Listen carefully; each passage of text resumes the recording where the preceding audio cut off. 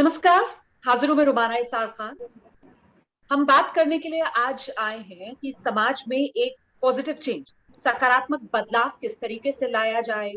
ये खुला मंच है, ओपन टॉक का मंच है और आज जिस मुद्दे पर हम बात कर रहे हैं वो मुद्दा ये है कि बलात्कार पीड़ित जो है उसे इंसाफ किस तरीके से मिले, उसे इंसाफ मिले, इसका रास्ता आसान कैसे किया जाए। इसी पर चर्चा करने के लिए मेरे साथ इस वक्त खास मेहमान वरिष्ठ वकील हैं गौरव गोयल जी। आप देख सकते हैं हमारे साथ मौजूद हैं आज की इस चर्चा में। बहुत स्वागत आपका गौरव। आज हम लोगों ने सोचा कि हम बहुत ही सीधी बात करें, सीधा सवाल और उसका सीधा जवाब। तो एक एक बिल्कुल। करके ये सवाल मैं गौरव के सामने रखूंगी और अगर आप लोगों के मन में भी कुछ सवाल आ रहे हैं तो हमारे साथ जुड़िए और अपने सवाल हमें भेजिए। हम अपने खास मेहमान से आपके सवालों के जवाब देने की कोशिश करेंगे। गौरव, सबसे पहला सवाल ये है कि अगर किसी के साथ दुष्कर्म होता है, रेप होता है, तो जाहिर सी बात है सबसे पहला कदम इंसाफ की राह में पुलिस, थाना होता है। वहां जाकर क्या शिकायत दर्ज या सीधे एफआईआर?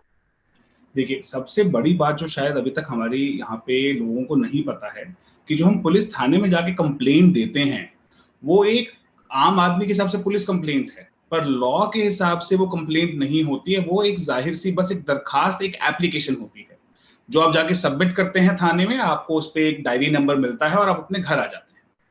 रेप के केस के अंदर अगर कोई रेप विक्टिम है या उसके कोई फैमिली मेंबर है जो भी उसकी इंफॉर्मेशन पुलिस स्टेशन में देना चाहता है, तो वो जाएगा, उसको ओरली वो वहां बताएगा, वो उसको रिटन में एक डायरी में वो लिखेंगे, आपसे बात करेंगे और अगर उनको लगेगा कि हाँ ये जेन्युइन है, जो कि रेप केसेस में यूजुअली होता है, तो वो उसको एक एफआईआर में कन्वर्ट करेंगे after the signatures of the victim. Victim के सिग्नेचर हर एफआईआर में जरूरी होते हैं।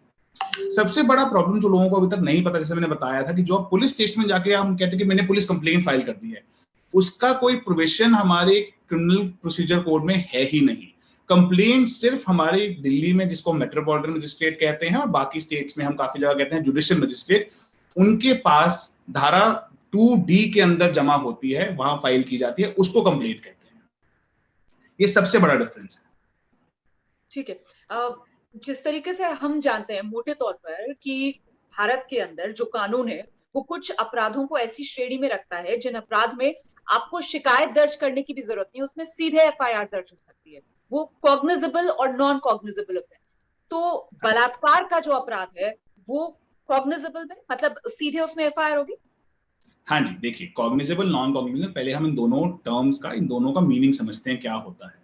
हम्म। कॉग्निजेबल ऑफेंसेस या वो ऐसे क्राइम हैं जिसके अंदर पुलिस के पास पावर होती है, without in permission of the magistrate या सीनियर ऑफिसर, वो जाके इंसान को, अक्यूज को अरेस्ट भी कर सकते हैं और इन्वेस्टिगेशन भी कर सकते हैं।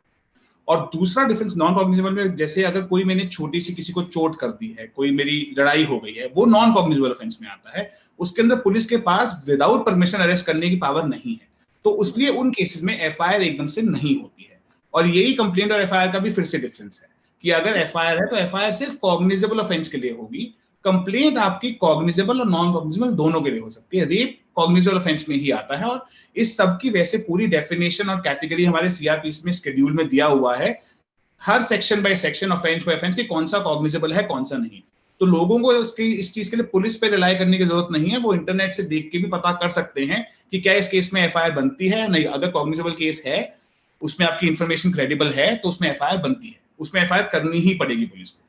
ठीक है जी। अच्छा, कानून को लेकर या कानूनी प्रक्रिया को लेकर जितनी जागरूकता समाज में होनी चाहिए उतनी है। अब आप मुझे बताइए कि किसी पीड़ित को ये कैसे पता चलेगा कि उसने अगर पुलिस को ये जानकारी दी है कि उसके साथ या किसी उसकी जानकार के साथ दुष्कर्म हुआ है, तो पुलिस ने एफआईआर दर्ज की है, ये कैसे पता चलेगा? क्या कॉपी दी देखिए, जाती है एफआईआर की? जी। हाँ जी, देखिए, जब एफआईआर जो है वो हमारी धारा 154 में सीआरपीसी में रजिस्टर होती है, 154(1), हमारे सीआरपीसी के तहत जैसे ही एक एफआईआर रजिस्टर होती है तो बाय स्पीड पोस्ट या इन पर्सन कंप्लेनेंट को कॉपी दी जाती है। वो लॉ है, जो विक्टिम है उसको कॉपी मिलना हक है उस चीज का। तो ये चीज लोगों को जाननी बहुत जरूरी है कि अगर मैं आज एक, जैसे हम दिल्ली की बात करते हैं कि मैंने साकेत थाने में जाके आज कंप्लेन कराई और मेरा वो एफआईआर में कन्वर्ट हो गया है, वो आज हुई है या 4 दिन बाद हुई है, तो वो पुलिस की ड्यूटी है कि वो वहां से डीसीपी ऑफिस या बाकी स्टेट्स में सुप्रिटेंडेंट ऑफ पुलिस के ऑफिस में भी इंफॉर्मेशन भेजेंगे कि जनाब ये एफआईआर हमने दर्ज की है, और एक कॉपी वो कंप्लेनेंट और विक्टिम को भी भेजेंगे। तो उनका हक है उसकी कॉपी लेना।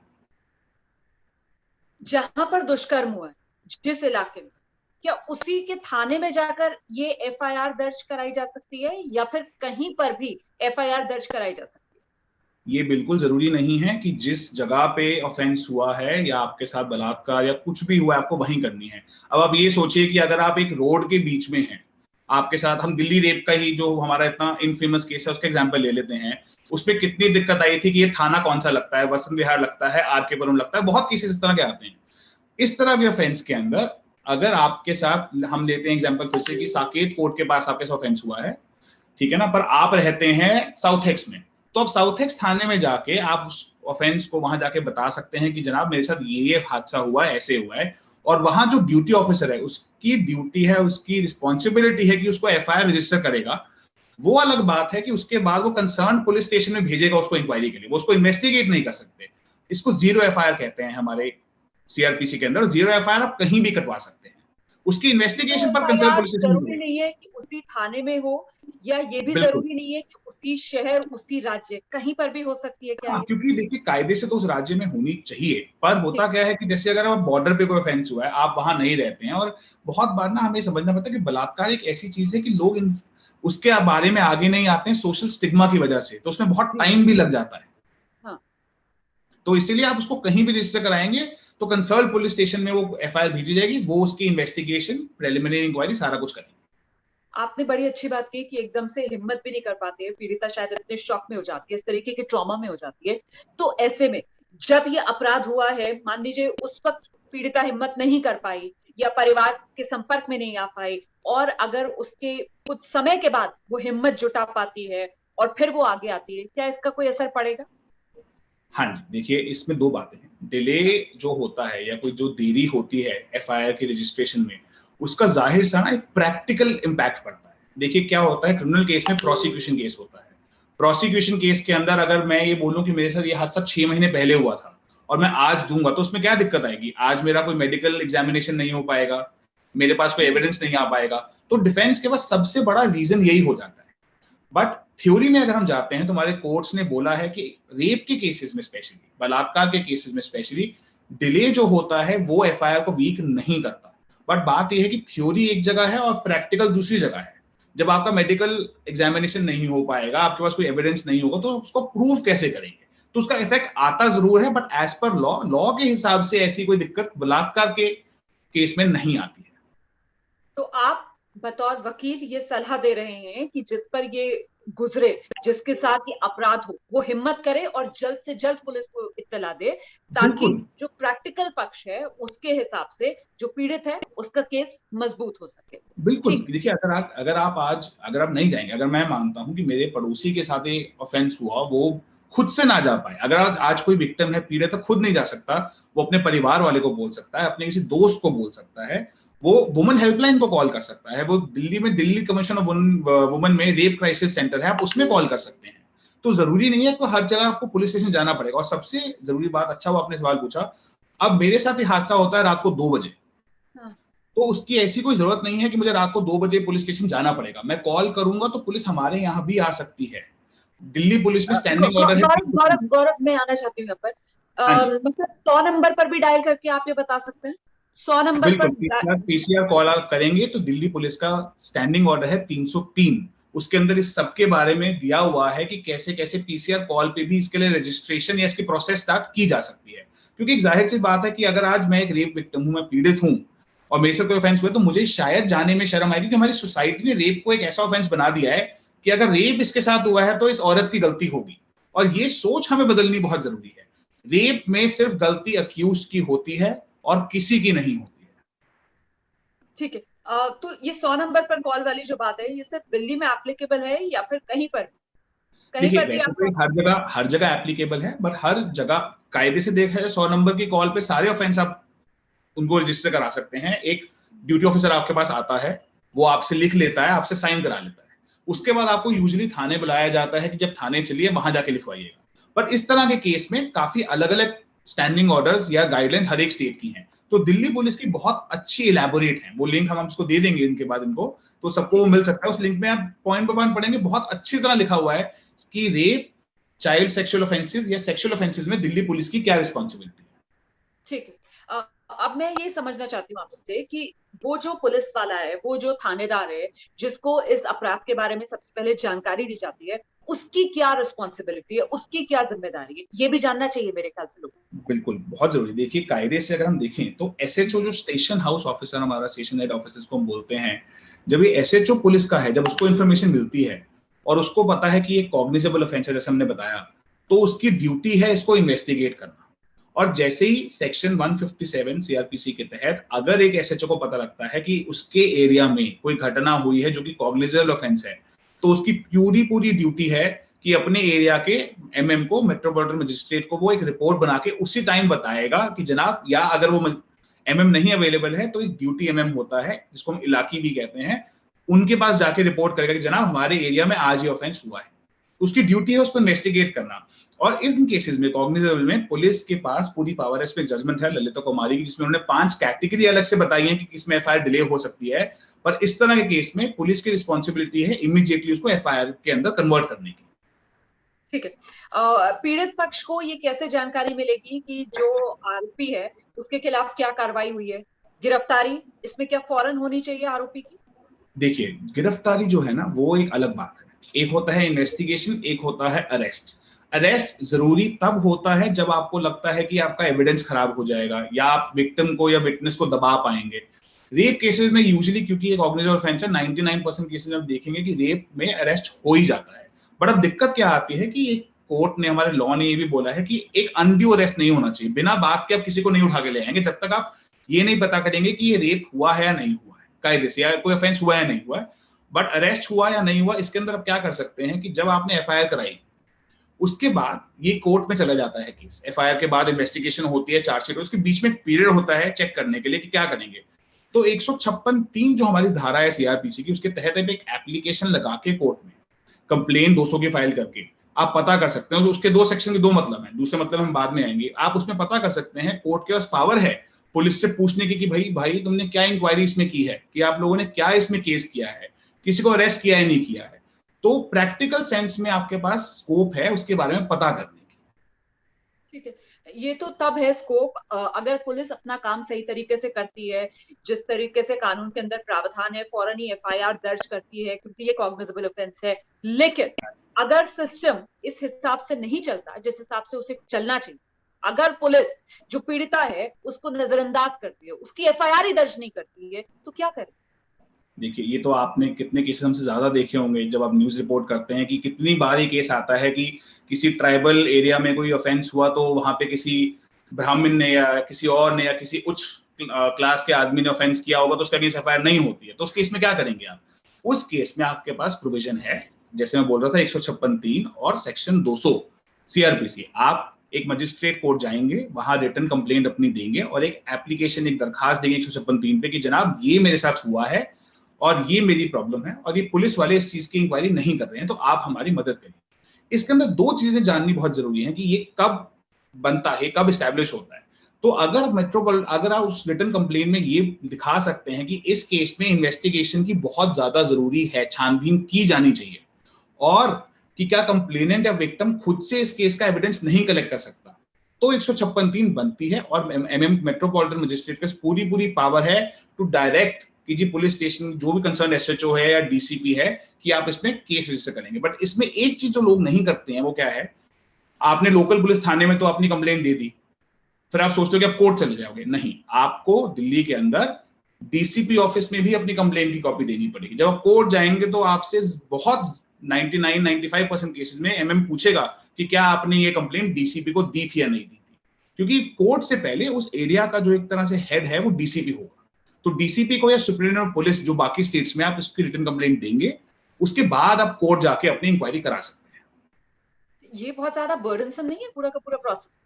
देखिए, बर्डनसम है तो आजकल हम क्या करते हैं, अगर हम किसी को रिकमेंड करते हैं, हम जो कॉपी एसएचओ को भेजते हैं उसके नीचे एक कॉपी 2 बना के डीसीपी साहब को साथ साथ भेज देते हैं।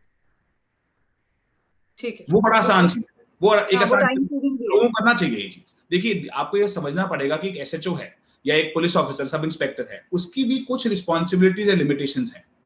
और आजकल हम कितने केसेस देखते हैं, जैसे एक केस हमने पीछे देखा था जिसमें 2 साल बाद रेप केस की एलिगेशन आई थी।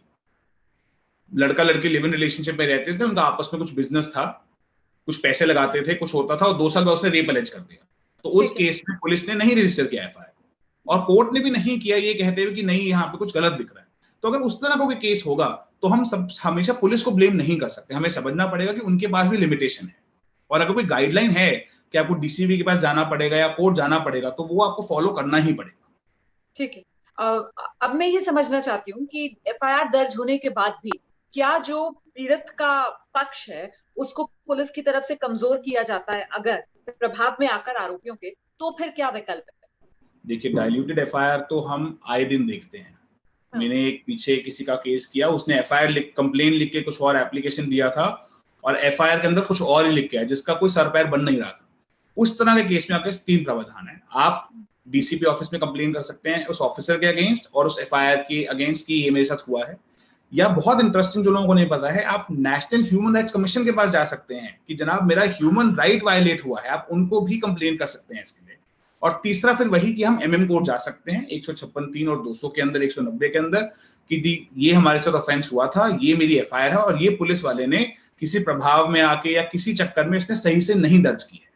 तो फिर उसके अंदर मेट्रोपॉलिटन मजिस्ट्रेट उसको पढ़ेगा, उसको देखेगा और उस पर पूरी इंक्वायरी कराएगा, और उसके अंदर उनके पूरी पावर है। अगर जज साहब को लगेगा कि नहीं ये सही से नहीं की गई है इंक्वायरी, तो फिर से एक फ्रेश इंक्वायरी को भी डायरेक्ट कर सकते हैं, और जब तक चालान नहीं कटा है, चार्जशीट नहीं है, तब तक हम उसकी इंक्वायरी करा सकते हैं। और उसके बाद अगर चार्जशीट फाइल होगी, चलो हम एक स्टेप आगे चलते हैं, एफआईआर हो गई और चालान कट गया, कोर्ट में चालान भी आ गया, अब आपको लगता है क्या कर सकते हैं, आप उसके बाद भी इन्वेस्टिगेशन के लिए दरखास्त कोर्ट में लगा सकते हैं और कोर्ट उसमें डायरेक्ट कर सकती है ऑफिसर को, जो भी इसमें आईओ इन्वेस्टिगेटिंग ऑफिसर होगा, कि भाई इसको आप फिर से करिए इन्वेस्टिगेट और एक सप्लीमेंट्री चार्जशीट फाइल करिए।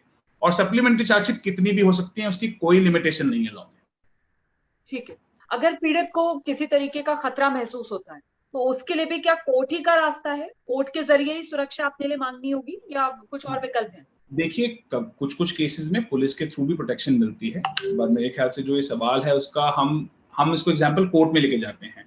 आज देखिए, रेप केसेस में या इन ऑफेंसेस में कितनी बार होता है कि पीड़ित को डर लगता है अक्यूज्ड को फेस करने में, कि इसने, और जाहिर सी बात है जिस इंसान ने एक जानवरों से भी बदतर हालत की एक औरत की, तो उसको क्यों वो फेस करना चाहेगी।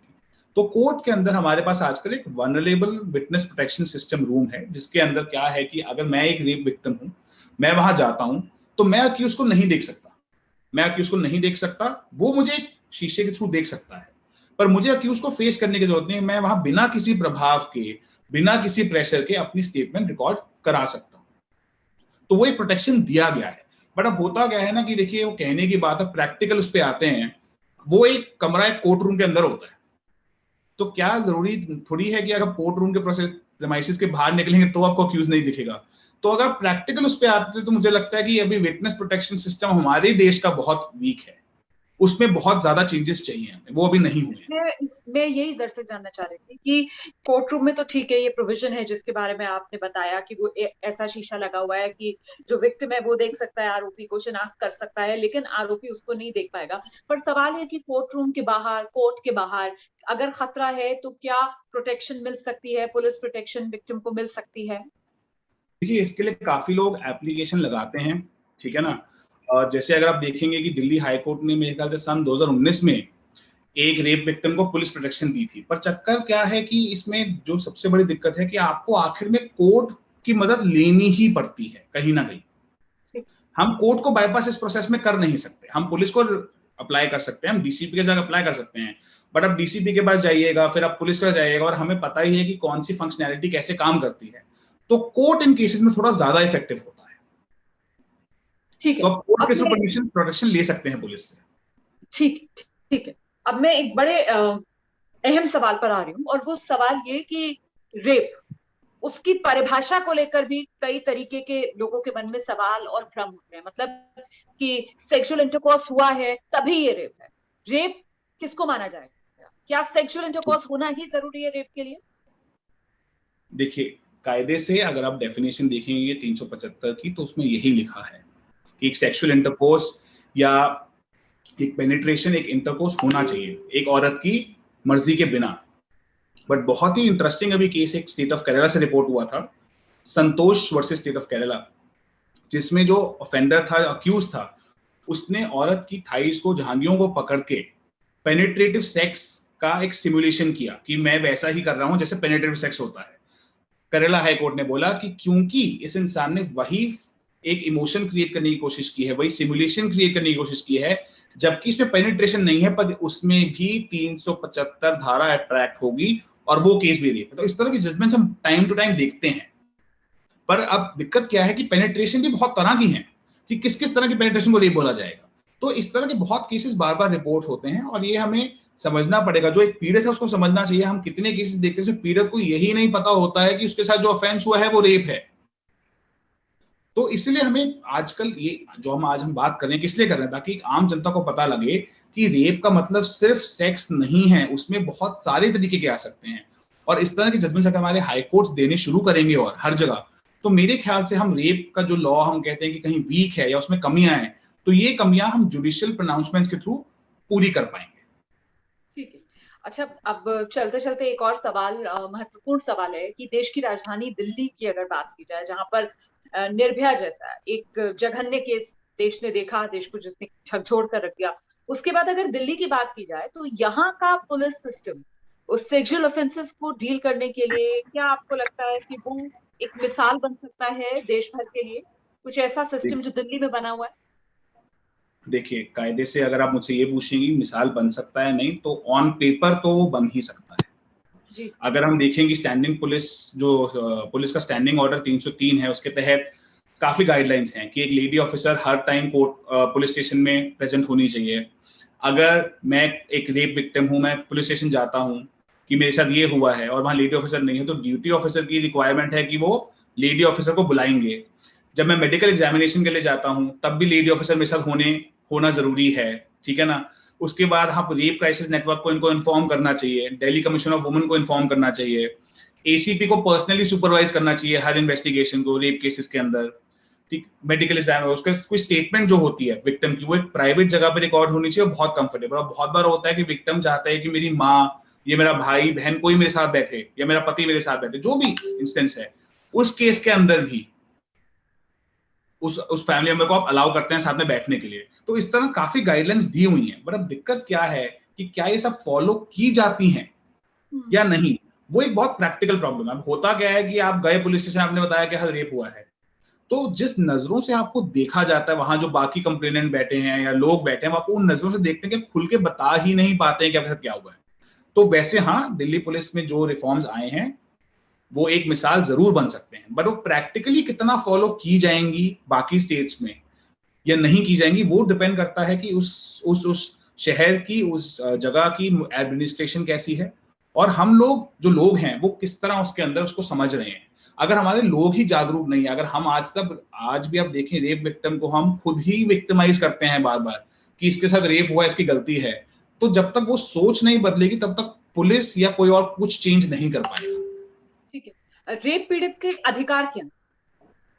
देखिए, अगर आप रेप पीड़ित के अधिकार पूछते हैं तो हर एक विक्टिम के जिसके अगेंस्ट कोई भी ऑफेंस हुआ, इसके अगेंस्ट बहुत राइट्स होते हैं। जैसे एक बहुत इंटरेस्टिंग चीज जो लोग नहीं समझते हैं, जो लोगों को लगता है कि अगर मैं मेडिकल एग्जामिनेशन ऑफिसर के पास जाऊंगा तो वो 2 फिंगर टेस्ट करेगा, बट काफी जजमेंट्स और काफी बार ये हुआ है, आया है कि जो 2 फिंगर टेस्ट है वो एक रेप विक्टिम की वायलेशन ऑफ प्रिवेसी है, तो वो जरूरी नहीं है उसके लिए। तो रेप विक्टिम की स्टेटमेंट भी बहुत होती है कि मेरे साथ रेप हुआ है, उसकी स्टेटमेंट भी इनफ है एफआईआर करने के लिए, उस ऑफेंस को आगे प्रूव करने के लिए। बट कुछ मेडिकल एग्जामिनेशंस इसलिए जरूरी होते हैं, जो कि रेप विक्टिम्स को भी शायद समझना चाहिए। अब वो रिग्रेसिव भी हो सकते हैं, बट इसलिए क्योंकि अभी हमारे पास एविडेंस कलेक्शन का सिस्टम वही है। बट 2 फिंगर टेस्ट जो है उसको आप डिनाई कर सकते हैं और आप ये भी रिक्वेस्ट कर सकते हैं कि रेप विक्टिम डिनाई कर सकते हैं या नहीं? हम 2 2 फिंगर फिंगर टेस्ट टेस्ट को को आपने बताया कि डिनाई कर सकते हैं, मेडिकल काफी हद तक, एग्जामिनेशन को जी। क्योंकि उसमें गाइडलाइंस हैं कि ये जो है मैंडेटरी नहीं है। दूसरी बात, आपको मेडिकल एग्जामिनेशन के लिए लेके जाया जा रहा है, तो आपके पास हक है ये बोलने के लिए कि मैं लेडी डॉक्टर से ही कराऊंगी अपना टेस्ट। ठीक। क्योंकि आप देखिए, आपके साथ एक बलात्कार हुआ, किसी आदमी ने किया, तो शायद आप कंफर्टेबल नहीं होंगे कि एक पुरुष डॉक्टर उस टाइम पे बैठ के आपका टेस्ट करे, जबकि उसमें कोई गलत बात नहीं है, पर आपके पास उस चीज का हक है। समय का चुनाव भी क्या पीड़िता की तरफ से किया जा सकता है कि मैं इस समय कराऊंगी टेस्ट? देखिए, उसमें काफी इंस्टेंसेस हुए हैं, पर अगर हम एक प्रोसेस को फॉलो करें, तो आपने कंप्लेंट दी, वो एफआईआर में हुई, तो उसका तो पुलिस ओवरटेक करेगी ना उस प्रोसेस को। अगर देखिए, अगर बहुत बार केसेस में हमने देखा है कि लेडी मना कर देती है या बोलती है मैं कुछ टाइम बात कराऊंगी, उसमें उसका प्रैक्टिकल इफेक्ट पड़ता है कि देखिए एविडेंस कलेक्शन का 36 घंटे 48 घंटे 72 घंटे का टाइम है, उसमें अगर वो सीमेन कलेक्ट हो गया तो ठीक है, नहीं होगा तो वो कंटेमिनेटेड हो सकता है। अगर वो एविडेंस कंटेमिनेट हो गया तो आप कैसे प्रूव करेंगे कि वही इंसान था? आप सर्कमस्टेंशियल एविडेंस के बेसिस पे प्रूव कर पाएंगे, बट डायरेक्ट एविडेंस नहीं रहेगा शायद आपके पास। तो इंजरीज है, देखिए कुछ छोटा मोटा घाव होगा वो हील होना शुरू हो जाएगा। तो अगर आप उन चीजों की इंक्वायरी, उस इन्वेस्टिगेशन एग्जामिनेशन नहीं कराएंगे उस टाइम पे, तो आप ही को दिक्कत आएगी, किसी और को दिक्कत नहीं आएगी। आप डिफेंस का केस उतना ही स्ट्रांग बनाते रहेंगे जितना आप इस चीज को डिले करेंगे। ठीक है। एक तो आप मेडिकल एग्जामिनेशन पर बहुत जोर दे रहे हैं, और आपको क्या महत्वपूर्ण पहलू लगते हैं जिससे पीड़ित अपना पक्ष मजबूत कर सकता है? देखिए सबसे बड़ी बात, टाइमली इंफॉर्मेशन। आपको समय से पुलिस के पास जाना चाहिए और आपको अपनी इंफॉर्मेशन देनी चाहिए। दूसरी बात, अगर आप किसी भी सिचुएशन में हैं, अगर आपके पास खुद से कोई एविडेंस है उस चीज का, तो आपको वो चीज भी रिटन में ओरली आपको वो पुलिस को या ऑफिसर्स को दे देनी चाहिए। दूसरी मदद, अब आजकल जो एक बड़ा अच्छा नया, हम उसको कहेंगे, कुछ लोग शुरू कर रहे हैं, कोशिश कर रहे हैं, कुछ सिटीजन जो जागरूक हैं, सिटीजन रिस्पॉन्स सिस्टम एक बनाना शुरू कर रहे हैं। काफी एनजीओज हैं आजकल जिनके थ्रू आप हेल्प ले सकते हैं। तो मेरा कहना यह है कि अगर आपको उतनी इंफॉर्मेशन नहीं है तो आप किसी लॉयर से या एनजीओ से कांटेक्ट करके उनसे मदद लें, ताकि वो सारा प्रोसेस आपके लिए आसान कर पाए। वो एक बहुत जरूरी चीज है आज किसी भी रेप विक्टिम के लिए, क्योंकि देखिए जाहिर सी बात है कि किसी के साथ अगर इतना घिनौना अपराध होता है तो वो मेंटली इतना शॉक हो जाएगा कि वो उस टाइम सही गलत की पहचान नहीं कर पाएगा। और जो फैमिली भी है, हम कहते हैं कि फैमिली साथ में है वो मदद कर देगी, बट फैमिली भी तो शॉक में है ना। तो इसलिए आपको एक्सटर्नल हेल्प की बहुत जरूरत है। ठीक है। आपने जिस तरीके से बताया कि भाई एक्सटर्नल हेल्प, कानूनी मदद की बहुत जरूरत है, लेकिन हर किसी के पास कानूनी मदद आसानी से मुहैया नहीं होती, तो उनके लिए आप क्या सलाह देंगे? क्या कुछ हम लिंक शेयर कर सकते हैं, हम हाँ, कुछ गाइड कर सकते हैं? जी। देखिए दिल्ली में हमारे पास डीएलएसए है, जो कि डिस्ट्रिक्ट लीगल सर्विस अथॉरिटी है। आपको कोई भी दिक्कत होती है तो वहां से आप लीगल एड काउंसिल के लिए अप्लाई कर सकते हैं। और सबसे बड़ी बात, क्रिमिनल ऑफेंसेस के अंदर आपको जब आपके अगेंस्ट कोई ऑफेंस हुआ है तो वो स्टेट केस बन जाता है, तो उसमें सरकार आपकी तरफ से केस लड़ती है, स्टेट आपका केस लड़ती है, वो प्रोसिक्यूशन केस होता है, तो आपको अपने वकील की जरूरत नहीं है। बट मेरा कहना आज भी ये रहेगा, आपको जरूरत हो ना हो, आपको अपना इंटरेस्ट प्रोटेक्ट करने के लिए आपको अपना वकील रखना चाहिए। उसका बहुत सिंपल सा रीजन मैं बताता हूं। आप ये देख के चलिए कि एक प्रोसिक्यूटर जो उस एमएम कोर्ट में है, उसके पास दिन के 50 या 100 केस हैं। तो आप कैसे ये सोच सकते हैं, क्योंकि हमारा प्रोसिक्यूशन सिस्टम पे बहुत बर्डन है आज, तो हम कैसे ये मान सकते हैं कि उसके बाद उतना टाइम होगा आपकी पूरी बात सुन के डेली आपको एडवाइस करने के लिए? तो इसलिए आप किसी एनजीओ से, या और आजकल बहुत वकील हैं जैसे मैं भी, काफी लोग जो प्रो बोनो केसेस करते हैं, क्योंकि हमें लगता है कि इसमें हमें मदद करनी चाहिए। अगर आज कोई रेप विक्टिम मेरे पास आएगा, कंप्लेनेंट आएगा, तो मैं उससे कोई पैसे चार्ज नहीं करूंगा, क्योंकि वो अपराध होना ही नहीं चाहिए था उसके साथ। तो अगर आप उसके बारे में पता करेंगे, और आजकल काफी हम इसके लिंक शेयर करते हैं कि काफी एनजीओज हैं जो उसमें मदद करते हैं, तो आपको उनकी सहायता ले लेनी चाहिए। और आपको सबसे बड़ी बात यह है कि अगर आपके पास वकील के पैसे नहीं है, आपके, अब हम एक एग्जांपल लेते हैं कि पुलिस ने एफआईआर नहीं की, आपको कोर्ट जाना पड़ता है, तो आप कोर्ट में भी आप रिक्वेस्ट कर सकते हैं कि मेरे पास कोई वकील नहीं है। तो कोर्ट में डीएलएसए के थ्रू लीगल एड काउंसिल होते हैं, तो कोर्ट आपको एक वकील देगा बिना किसी कॉस्ट के, और आप उसकी कॉस्ट स्टेट गवर्नमेंट बेयर करती है, और आप उस वकील के थ्रू अपना पूरा केस लड़ सकते हैं। बिल्कुल ठीक है। ये तो आपने कानूनी पहलू की बात बताई। एक और चीज मुझे लगता है क्लियर करनी चाहिए कि कोई रेप पीड़िता है, मान लीजिए वो जख्मी हो जाती है, चोटिल हो जाती है, उसके इलाज का खर्च, उसके लिए कोई प्रावधान है? उसके लिए भी हैं, अभी प्रैक्टिकली काफी हैं कि काफी बार गवर्नमेंट देती है या स्टेट देती है, या काफी जगह होता है। इसमें एक चीज शायद हमारा रह गया डिस्कस करना, सॉरी टू डाइग्रेस। अगर कोई रेप पीड़ित जिसके साथ ये ऑफेंस हुआ और वो मर जाती है उस इंजरीज की वजह से, तब एफआईआर कैसे होगी? तो इन केसेस में जो डाइंग डिक्लेरेशन उसकी होती है, कि जो उसने मरते दम पे एक एसडीएम के सामने, जुडिशियल मजिस्ट्रेट के सामने जो स्टेटमेंट दे दी, उसके बतौर that is also sole evidence, उस पे एफआईआर और पूरा केस का प्रोसिक्यूशन हो सकता है। तो उसमें अगर कोई एग्जामिनेशन होकर एविडेंस नहीं भी है, तो वो अकेली स्टेटमेंट ही बहुत है उस चीज के लिए। तो ये जानना लोगों को जरूरी है कि अगर आपके आसपास किसी के साथ कोई भी ऑफेंस हुआ है तो आप क्या क्या इसमें कर सकते हैं। ठीक है। किसी तरीके के मुआवजे का कोई प्रावधान है क्या रेप पीड़ित के लिए? देखिए अभी इन सब पे अगर आप क्रिमिनल ऑफेंस को देखते हैं ठीक है ना। तो सीआरपीसी में तो कायदे से उतना फाइन होता नहीं है, तो इसलिए भी अगर आप देखेंगे हाल फिलहाल में कुछ टाइम से चल रहा था कि सीआरपीसी को पूरा चेंज करना चाहिए, क्योंकि ये हमारा बहुत एक आर्काइक लॉ है। बट काफी जगह पे इन विक्टिम्स के लिए जो कॉम्पेंसेशन सिस्टम है वो सरकार डेवलप कर रही है, पर अभी कुछ कॉन्क्रीट एज सच नहीं है, जहां तक जो मुझे पता है, मैं गलत इसमें हो सकता। ठीक है। और पुलिस के सामने जो पीड़ित पक्ष है उसके क्या अधिकार है? मतलब ठीक है, 100 नंबर पर मान लीजिए किसी ने फोन किया तो आपने कहा कि अमूमन ये मामला जो है वो कॉग्निजेबल ऑफेंस होता है, पुलिस को फौरन एफआईआर करनी चाहिए। लेकिन अगर पुलिस जो है वो चक्कर कटवाने लगती है तो कितना इंतजार करे पीड़ित पक्ष? कितनी बार पुलिस के चक्कर लगते? देखिए, आपको जो एक रेप सर्वाइवर है, ठीक है ना, उसको विक्टिम तो हमें शायद नहीं बोलना चाहिए, पर हमें आदत है कोर्ट में विक्टिम बोलने की, हम विक्टिम बोलते हैं। रेप सर्वाइवर के साथ अगर कोई एक ऐसा इवेंट हो गया है और पुलिस उसको चक्कर लगवा रही है, तो आप सीधा डीसीपी ऑफिस जाके अपनी दरखास्त दीजिए लिखित में कि ये जनाब मेरे साथ हुआ है और ये हुआ था और इतनी बार मैं गई हूँ। और उसके बाद अब डीसीपी को देने के बाद 2 दिन 4 दिन या 1 दिन इस तरह के केस में आपको लगता है कि कोई एक्शन नहीं हो रहा है, आप सीधा कोर्ट जाके अपनी दरखास्त लगा सकते हैं। ठीक। आप कोर्ट जाइए, और कोर्ट में जरूरी नहीं है कि आपको, जैसे लोगों को काफी बार ये नहीं पता होता कि आज तो सैटरडे संडे है, कोर्ट बंद होगा। पब्लिक हॉलिडे के दिन भी हमारे यहाँ इलाकी जो कि ड्यूटी मजिस्ट्रेट है वो बैठते हैं, आप उनके पास जाके भी इन चीजों को फाइल कर सकते हैं और वो उसको फिर उस पर एक्शन लेंगे और आगे नए जज को, जो जज होगा रोस्टर वाला, उसको मार्क कर दिया जाएगा केस। जी। अच्छा गौरव, मुझे लगता है अब हमें वाइंड अप करना चाहिए, समय काफी हो रहा है। लेकिन आज का हमारा जो टॉपिक था कि भाई रेप पीड़ित को इंसाफ दिलाना, क्या करना है और क्या नहीं, तो क्या करना है ये तो आपने बहुत क्लियरली बता दिया। क्या नहीं करना है, मुझे लगता है इसको भी आपको अंडरलाइन करना चाहिए चलते चलते, प्लीज। क्या क्या नहीं करना चाहिए, बहुत सिंपल है कि जैसे मैंने बोला, आपको डिले नहीं करना चाहिए। दूसरी बात, अगर आपको लगता है कि ये ऑफेंस आपके साथ हुआ है तो आप उसके बारे में जानने की कोशिश करिए। बहुत बार लोगों को लगता है कि ये ऑफेंस मेरे साथ जो है वो रेप नहीं है, तो आप कंक्लूजन पर खुद मत आइए। आप किसी इंसान से बात करिए, किसी वकील से बात करिए, किसी एनजीओ से, आप दिल्ली कमीशन ऑफ वुमेन चले जाइए सीधा। अगर आपको कोई और मदद नहीं मिल रही है, आप उनके पास चले जाइए। लोग क्योंकि सोशल स्टिग्मा में आ जाते हैं कि अगर मैं रिपोर्ट कर दूंगी तो मेरे बारे में मेरे फैमिली वाले क्या सोचेंगे, मेरी शादी शायद नहीं होगी या मेरी शादी टूट जाएगी या मेरे बारे में लोग क्या सोचेंगे। तो आपको इस सोशल स्टिग्मा को छोड़ना पड़ेगा। आपके साथ जो ऑफेंस हुआ है वो आपकी गलती नहीं थी, आप सर्वाइवर हैं उस ऑफेंस के, आपकी गलती नहीं थी उसमें। आपको स्टिग्मा से खुद निकलना पड़ेगा। और इसीलिए आजकल काफी रेप सर्वाइवर्स के लिए काउंसलिंग सर्विसेज भी स्टार्ट की जा रही हैं काफी जगह पे। जैसे एक मेरे ख्याल से अपराजिता सेंटर है जो कि सन 2013 में सेटअप हुआ था, तो ये एक पायलट प्रोजेक्ट सिस्टम स्टार्ट हुआ था। वो कितना चला कितना नहीं उसको हम देखेंगे आगे, पर इस तरह की काफी सर्विसेज है। तो आपको काउंसलिंग लेनी चाहिए या आपको मदद लेनी चाहिए लोगों से। सबसे बड़ी बात जो आपने क्या नहीं करना चाहिए, आपको लोगों से मदद लेने से नहीं डरना चाहिए। आपके साथ जो हुआ वो बहुत संगीन था, पर आपको लोगों की मदद चाहिए क्योंकि आप अकेले शायद इस चीज से नहीं लड़ सकती आज।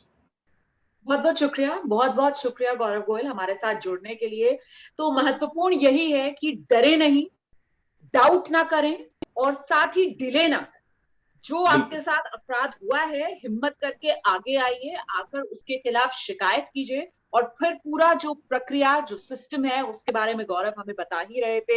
हिम्मत करके लड़ाई लड़िए, इंसाफ जल्द से जल्द आपको मिलेगा। तो फिर किसी और मुद्दे के साथ आपके सामने हाजिर होंगे। फिलहाल बहुत बहुत शुक्रिया गौरव हमारे साथ जुड़ने के लिए और थैंक यू। रेप पीड़ित को कैसे इंसाफ मिलने में आसानी हो वो राह दिखाने के लिए। धन्यवाद रुमाना जी।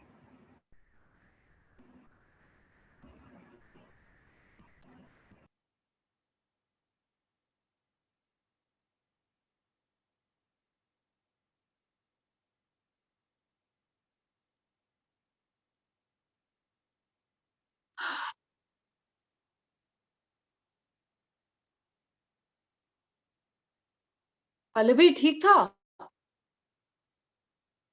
Yeah, it was good. It was really good. यार ठीक है पल्लवी, अब जैसा हुआ मैं फेसबुक पर शेयर नहीं कर पाई। आई एम सो सॉरी यार, वो बीच में भेजा No था problem, क्या no आपने? problem. मैंने भेज दिया था आपको, कोई बात नहीं, पर मैंने लाइव स्ट्रीम बंद कर दिया है। हाँ नहीं नहीं, अभी तो बंद